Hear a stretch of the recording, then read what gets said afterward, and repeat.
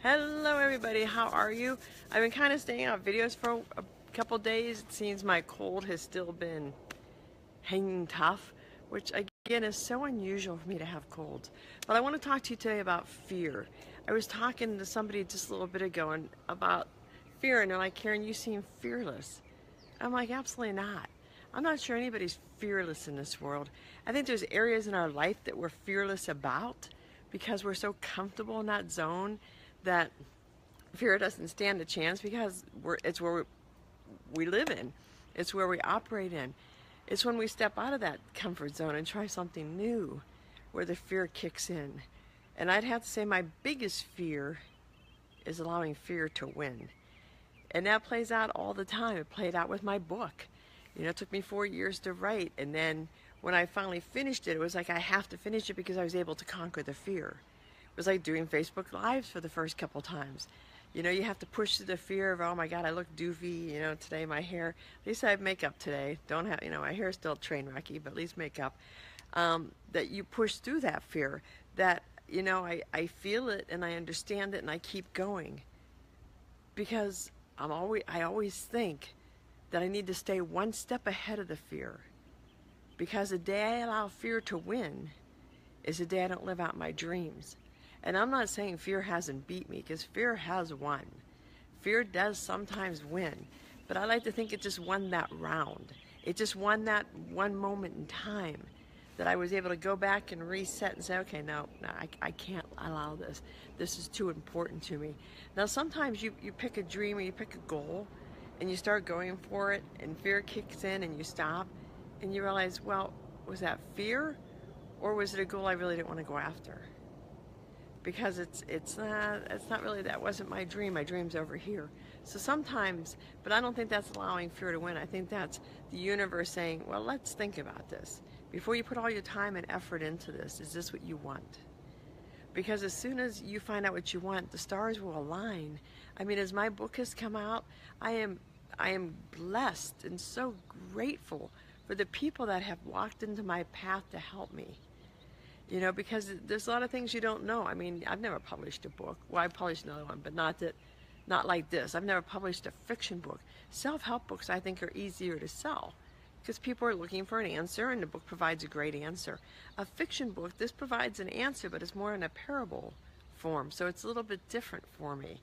But the people that have walked into my path and said, hey, I can't help you, but call this person, she can help you, and they're an immense help. Or hey, why don't you come over to my place and I'll do a book signing.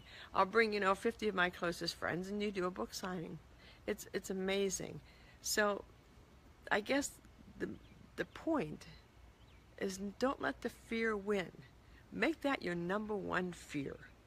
Don't make your number one fear. I don't like talking in front of people. I don't like putting myself out there. I fear I'll fail. I fear I'll be too successful. I fear nobody will like me. I fear everybody will leave me. Make the fear a failure. The fear that you'll let fear win be your number one fear. Because fear is your ego. And your ego wants you to stay in this box. Your ego doesn't want you to do a video out in your backyard. Your ego wants you to stay in your little office in your box. In fact, your ego doesn't really want you to do a Facebook Live anyway, because it makes you uncomfortable. And the goal is for your ego is to keep you safe. I'm sorry, I was watching Rosie the bulldog because she's outside, and when bulldogs, a little known tidbit here, I digress. Bulldogs don't sweat. Who knew when we got a bulldog? They don't sweat. So you have to watch when they're out in the heat to make sure they stay inside. So anyway, don't allow the fear to take over. Don't let fear win. So make it your goal that you fear letting fear win. And trust me, things will change for you in amazing ways. Because when you feel that nudge from your ego saying, no, don't go there, no, don't go to that meeting, you won't know anybody, and they're all 7-figure women, and they all, have great cars and great clothes, and maybe you're not to that level yet, so you stay home. You're never going to become the person you want to be if you're not around people who are like you want to be. Okay, let me say that again. You're never going to become the person you want to become if you're not around the people that are like the person you want to become. Success leaves tracks. You know, picture snow, and when you walk in snow, we used to walk in fresh snow as kids. You know, we used to love to be the first one to walk through that snow because we'd leave our footprints.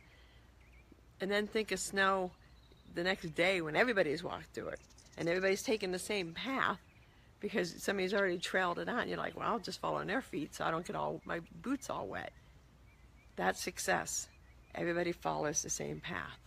They make it their own little path, you know, and after a while everybody starts digressing because it's like, well, I don't want to be on this mushy path.